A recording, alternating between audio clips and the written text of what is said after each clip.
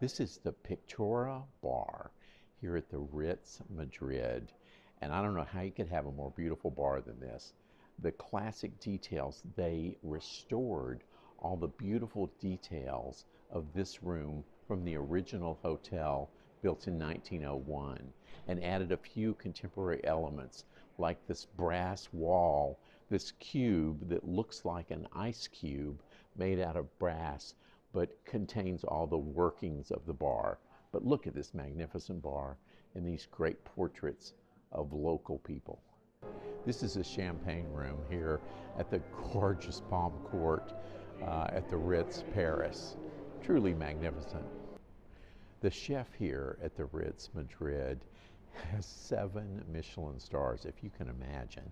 And this is the dining room where you come to enjoy the fruits of that labor.